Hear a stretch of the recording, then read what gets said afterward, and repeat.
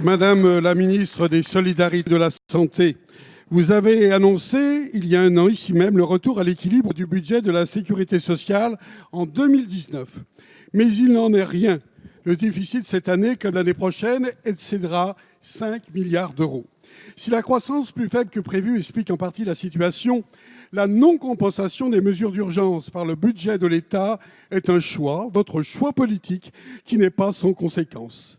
Alors que les attentes sont immenses dans les hôpitaux, vous demandez encore plus d'économies et d'efforts aux établissements. Avec une nouvelle économie de plus de 4 milliards d'euros prévue pour la branche maladie, hospitaliers et médecins de ville s'insurgent déjà contre votre budget et brandissent déjà la menace de grève. Dans votre projet, vous décidez aussi de sous-indexer les retraites, sauf les plus petites. La branche vieillesse connaît un déficit de plus de 4 milliards d'euros. Et c'est une fois encore le quasi-gel des allocations familiales, les aides personnalisées et au logement. Devant un tel tableau, Madame la Ministre, quels efforts à la hauteur des enjeux de santé et de solidarité proposez-vous ?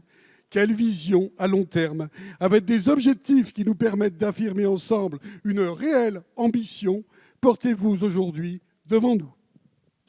Merci, chers collègues. La parole est à Madame Agnès Buzyn, ministre des Solidarités et de la Santé.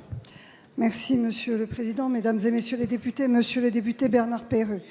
J'ai effectivement présenté avec Gérald Darmanin hier matin le PLFSS pour 2020 qui poursuit la transformation de notre système de protection sociale et notamment qui va faire face à de nouveaux enjeux, des nouveaux enjeux de santé, mais également des nouveaux enjeux de solidarité, et je le détaillerai.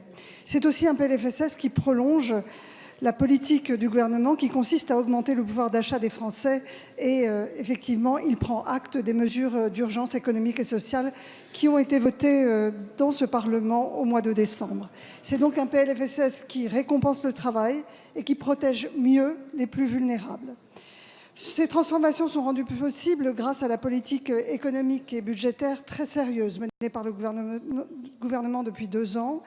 Et il va prendre en compte, je l'ai dit, des nouveaux risques sociaux, en particulier les nouveaux risques liés aux ruptures de parcours. Je pense aux familles monoparentales, je pense aux aidants familiaux, je pense à la nécessité de mieux accompagner nos aînés, et nous allons le faire par un effort particulier sur le secteur médico-social. La perte d'autonomie, vous le savez, sera une des priorités des prochaines années.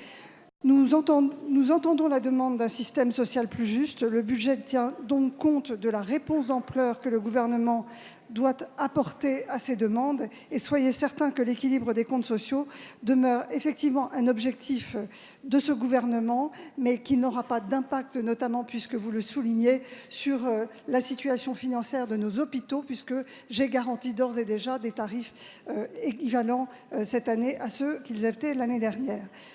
Donc, un projet équilibré qui tient compte des nouveaux besoins et qui traduit la volonté de sérieux budgétaire du gouvernement. Merci, Madame la Ministre. Monsieur Perreux.